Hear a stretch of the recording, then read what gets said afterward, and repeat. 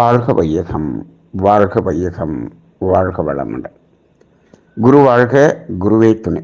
குருவின் மலரடி போற்றி. சிந்தனையை உடல் நலத்தை சீரமைத்து உய்வித்த குருவே வாழ்க. தியானமே யோகம், யோகமே ஞானம். கர்மவினை பதிவின் அழுத்தமும் அடர்த்தியும்.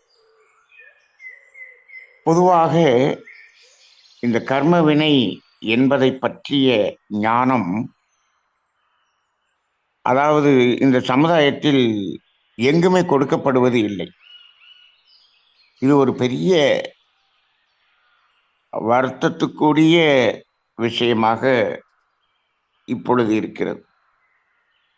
ஆனால் அந்த கர்மவினை என்பதே ஒன்று இருக்கிறது என்பதையே தெரியாத இந்த சமுதாயம், ஆனால் அந்த கர்மவினை எப்படியெல்லாம் செயல்படுகிறது என்பதை நாம் ஆராய்ந்து ஆராய்ந்து ஆராய்ந்து பார்க்கும்போது இது ஒரு இந்த பிரபஞ்சத்தில் நடக்கக்கூடிய செயல்களிலேயே ஒரு உச்சகட்டமான அதிகமாக செயல்படுகிற செயலாக இருக்கிறது.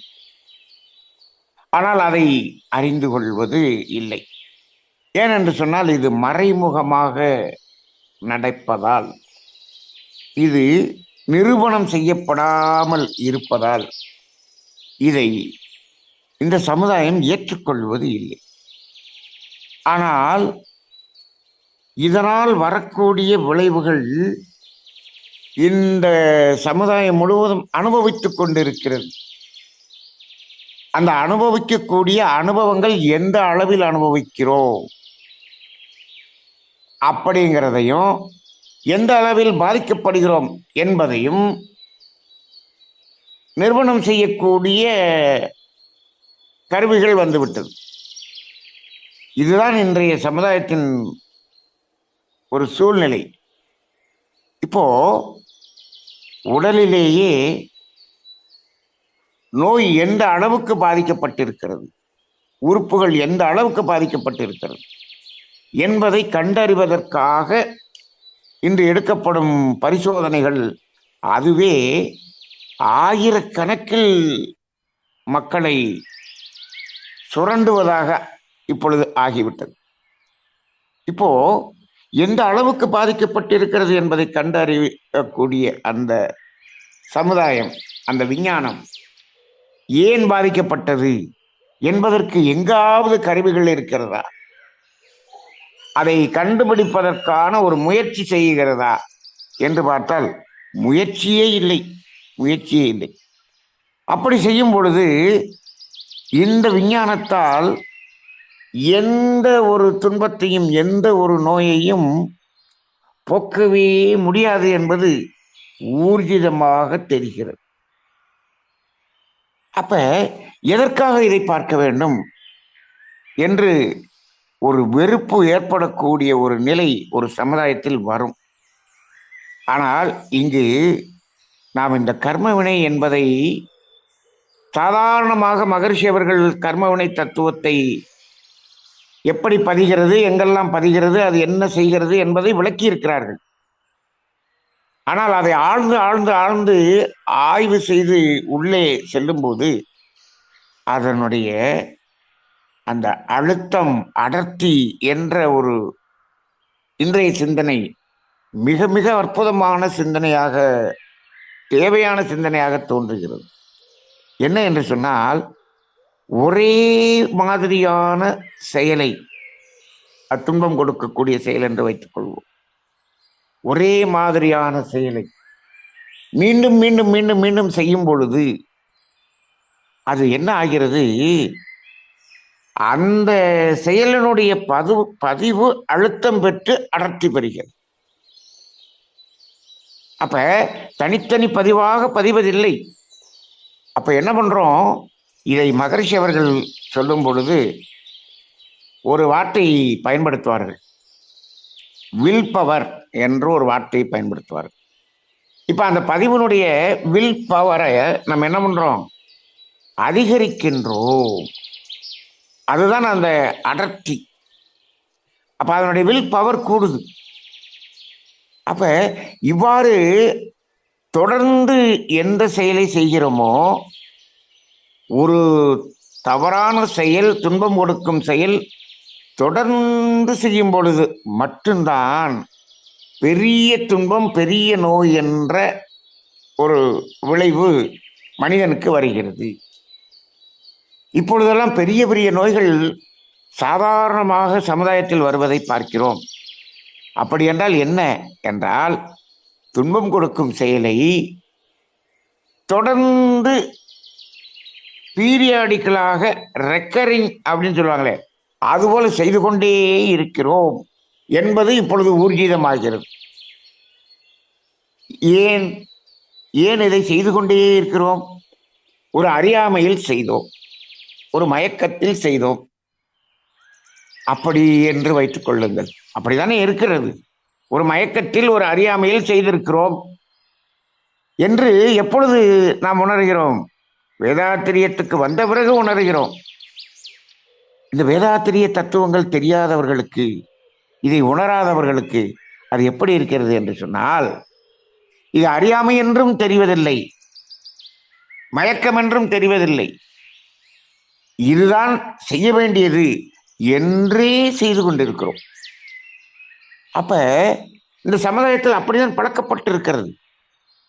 அப்ப என்ன ஆயிடுது என்னன்னா, கர்ம வினை அதற்குரிய செயலை கூட இது நல்லது என்று செய்யக்கூடியதாக இருக்கிறது. அப்ப செய்யக்கூடாத ஒரு செயலை இது நல்லது என்று செய்யக்கூடிய அளவுக்கு மனிதன் வந்து விட்டான் என்று சொன்னால், அதை என்ன செய்வான்? மீண்டும் மீண்டும் மீண்டும் மீண்டும் செய்து கொண்டேதான் இருப்பான். இப்ப அது ஏன் அது தடுக்கப்படவில்லை என்று சொன்னால், இது கர்மவினை என்று புரியவில்லை, மயக்கம் என்று புரியவில்லை, தேவையில்லாதது என்று தெரியவில்லை, இதனுடைய விளைவுதான் துன்பமாக வருகிறது என்பது தெரியவில்லை, எதுவுமே தெரியவில்லை. இப்பொழுது இன்னைக்கு இருக்கக்கூடிய சமுதாய மக்கள் வாழ்க்கை வாழ்க்கை என்றால் என்ன என்பதை 90% தெரியவில்லை. அந்த நிலையில் தான் வாழ்ந்து கொண்டிருக்கிறோம். அப்படிதான் சமுதாயம் இருந்து கொண்டிருக்கிறது. இதைத்தான் மகரிஷி அவர்கள் வாழத் தெரியாதோர் வாழும் நாட்டிலே என்று சொன்னார் அல்லவா? அப்ப ஆழத் தெரியாதோர் ஆட்சி தான் நடக்கும் என்று ஒரு குறுகிய நிலையில் அந்த அளவுக்கு, ஒரு நாட்டு அளவுக்கு சொல்லிவிட்டார். இப்ப இந்த வாழத் தெரியாதோர் வாழ்ந்து கொண்டிருக்கும் இந்த உலகம், இதை இயற்கையை பார்க்கும் பொழுது இந்த உலகம் வாழ வேண்டுமா என்று அது சிந்திக்கும் அல்லவா? முழுமையாக இந்த உலகத்தை, இந்த மனிதர் குலத்தை அப்படியே அழித்துவிட்டு மீண்டும் முதலிலிருந்து தொடங்கலாம் என்று நிச்சயமாக அதுக்கு ஒரு திட்டம் இருந்து கொண்டுதான் இருக்கும் என்று தோன்றுகிறது. ஆனால் அது கூடிய விரைவில் நடக்கப் போகிறது என்று சொல்லுகிறார்கள்.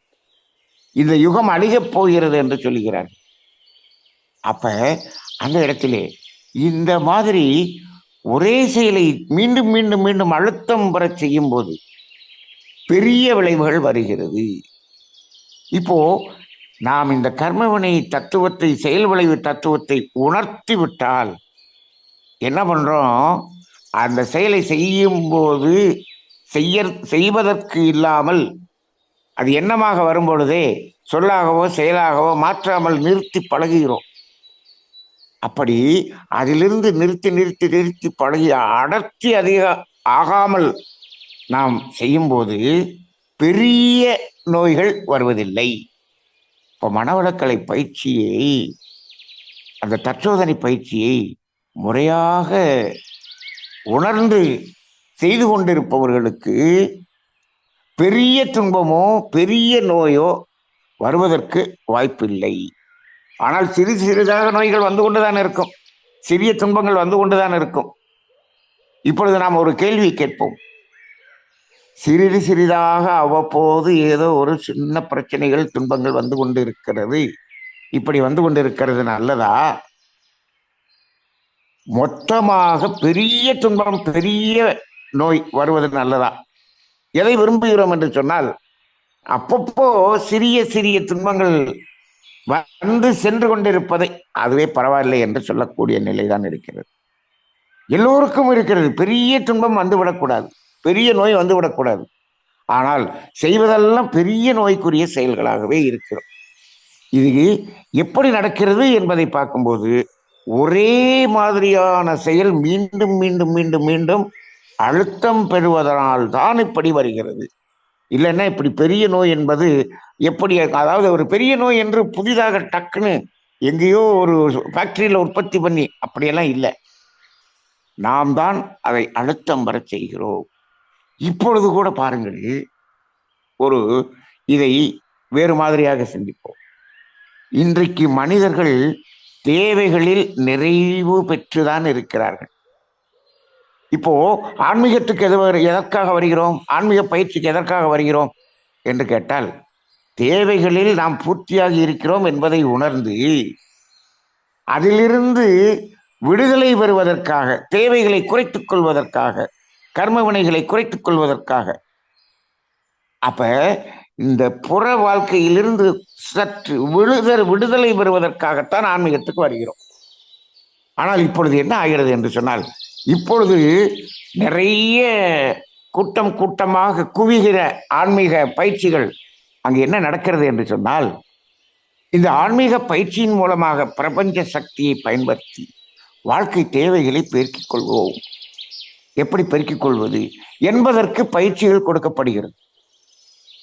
அப்ப காலையில் எந்திரிச்சு 4:30 மணியிலிருந்து ஒரு பயிற்சி. எது? நாம் இந்த பிரபஞ்ச ஆற்றலை பயன்படுத்தி நம் வாழ்க்கை தேவையை பெருக்கிக் கொள்வது, இப்படின்னு ஒரு பயிற்சி கொடுத்தா அங்க ஆயிரக்கணக்கான பேர் கூடுகிறார்கள், தினந்தோறும் செய்கிறார்கள். 30 நாள் 48 நாள் இப்படி மண்டலங்கள் என்று கணக்கு வைத்துக் கொண்டு செய்கிறார்கள். இவையெல்லாம் என்ன என்று சொன்னால், எப்பொழுது செய்கிறார்கள், எப்படி செய்கிறார்கள்? வாழ்க்கையினுடைய அந்த தேவைகளை பெருக்கிக் கொள்வதற்கு என்று. ஆனால் இங்கு வந்ததே தேவைகள் நிறைவேறி அது அதிகமாக இருக்கக்கூடிய அந்த அதிலிருந்து விடுதலை பெறுவதற்காக வந்தவர்கள் இதை பெருக்குவதற்கான பயிற்சிகளை தொடர்ந்து செய்து கொண்டிருக்கிறார்கள். அப்ப என்ன நடக்கும் என்று சொன்னால், இங்கு இதனுடைய அழுத்தம் அதிகமாகி இதை பெருக்குவதற்குரிய சூழல்கள் உருவாகும். அப்ப என்ன ஆகும் அப்படிங்கணும்னா, எப்படி இருந்தாலும் நமக்கு அந்த வாழ்க்கை வளம் பெருக வேண்டும் என்பதற்காக செயல் செய்யக்கூடிய ஒரு சூழ்நிலை உருவாகிவிடும். அது துன்பமான விளைவாக இருக்கிறதா என்பது அதை பார்க்க கூட, அதை நினைக்க கூட ஒரு எண்ணமில்லாத ஒரு நிலையை உருவாக்கிவிடும். அப்ப இந்த மாதிரி எண்ணங்களையும் எப்படி செய்கிறார்கள்? அழுத்தமாக அடர்த்தி வர செய்யக்கூடிய ஒரு ஆன்மீகத்தை பார்க்கிறோம். அந்த மாதிரியாக அந்த அழுத்தமும் அடர்த்தியும் கூட இந்த சமுதாயத்தில் ஒரு பெரிய துன்ப விளைவுகளை ஏற்படுத்தத்தான் போகிறது. அப்ப இங்கு நாம் தேவைகள் நிறைவேறி முடிந்தவர்கள் மட்டும்தான் ஆன்மீகத்துக்கு வருகிறோம் என்ற உணர்வோடு நாம் இதிலிருந்து விடுதலை பெறுவது என்பதுதான் ஆன்மீகம், என்பதுதான் ஞானத்தினுடைய உண்மையான பாதை என்பதையே இன்று உணர்த்த வேண்டியதாக இருக்கிறது. ஆனால் இந்த சமுதாயத்தில் அந்த தேடுதல் என்பது மிக குறைவாக இருக்கக்கூடிய காரணத்தினால் இந்த அழுத்தம் பெற்ற அடர்த்தி பெற்ற விளைவுகள் இந்த சமுதாயத்தில் இன்னும் பெருகிக்கொண்டே இருக்கக்கூடிய ஒரு கால சூழ்நிலைதான் வரும் என்ற ஒரு நிலையில் இந்த சமுதாயம் சென்று கொண்டிருக்கிறது. அந்த இடத்தில் நாம் இந்த கர்ம வினையினுடைய தத்துவத்தை, அது எப்படியெல்லாம் செயல்படுகிறது என்று நுணுகி ஆராய்ந்து ஆராய்ந்து ஆராய்ந்து நமது சித்தர்களும் நமது மகர்ஷிகளும் மகான்களும் கொடுத்த தத்துவத்தை நமது குடும்பத்திலாவது நமது குழந்தைகளுக்காவது உணர்த்தி பெரிய நோய்கள் வராமல், பெரிய துன்பங்கள் வராமல் நம்மை காத்துக்கொள்ள வேண்டியதற்கு ஒரு அரிய சிந்தனை இன்றைய சிந்தனை. நன்றி. வாழ்க வளமுடன்.